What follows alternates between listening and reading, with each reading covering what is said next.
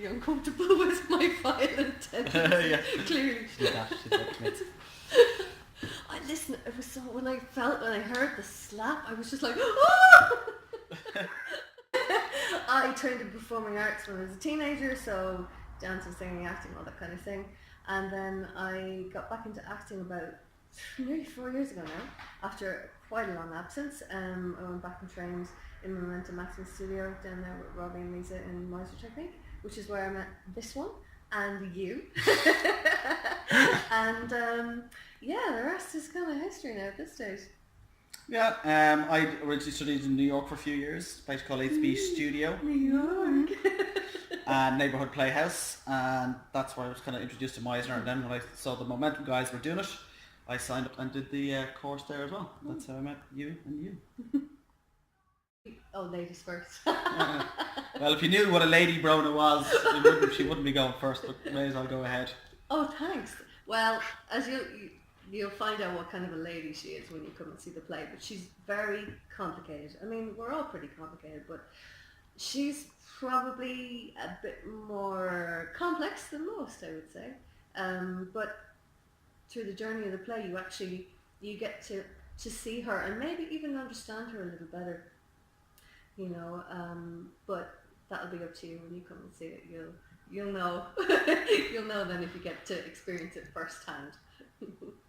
Carl is a little bit naive. He's described as a Labrador puppy in the script. So he's very eager and keen and excitable, and he's absolutely besotted by Brona and just thinks she's the most amazing person in the world.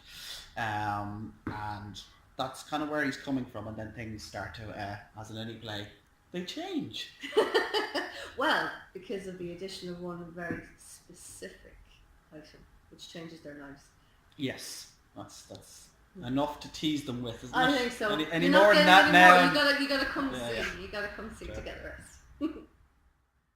I mean, I was chatting with Luke about the things that I find interesting, and next thing he's like, I think it was something 3 days later, it wasn't very long, and he went, here, have a read of this, and I'm like, oh, I would give my right arm to play this. You know, I didn't expect that he'd allow me to play it. I was just so excited by it, you know, it was just extraordinary, and to have the chance to play someone so complex is a real gift, you know, as an actor. It's just it's a gift, that's the best way to describe it. I've actually done some of Luke's plays. He's filling this, by the way, so he's getting these compliments direct to his face. Why do actors have a problem with compliments? Seriously, you just take them. So it's fine. I've acted in one of Luke's plays before, and I want to act in all of Luke's plays. And in fact, I think there's way too many actors in Dublin. I would prefer if there was only just me. Yeah, no, and well, then I could and just me, be in all. Me well, too. Okay, to a lesser extent. To a lesser So I could be in them all. So now the writing for Book of Carl, it didn't attract me in the initial way that his other stuff has. I found it, I didn't really understand it or what would motivate this character. I went to things that you can often go through doing very famous and very big and very great plays where you just kind of go, I don't really get this. And that's part of the journey of rehearsal, which we're in the middle of this week. Yeah. But it's been a real struggle, which is a good thing, as in that's the journey we want to go on. You don't want to come in nailing it on the first day anyway, rehearsals. So. Where's the fun in that? If we get there, exactly, yeah. It's like, you know, too quick. Means the play's shit. I actually love it because there's, like, Luke's mantra is you can do no wrong on stage. So there's an immense freedom to really just explore and see where you can take it.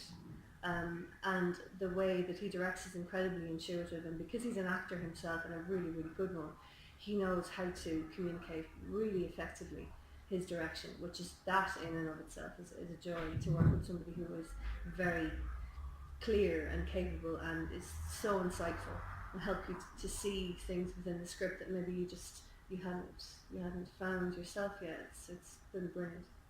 Yeah, they're fast, they're efficient. Most of the time in rehearsal you're doing it. If not, Luke is showing you what he means and how he would do it. So he'll stand in for either Cherley or myself, and we can play with things like that, and then you'll run it again, or then we try it again. and you do it that way, and you kind of like just push through that script rather than spending too much time intellectualizing about it outside. We can do that in our own time, as we can all go for a cup of coffee afterwards, but that is not a rehearsal. So that doesn't happen, which is great. Yeah, I agree.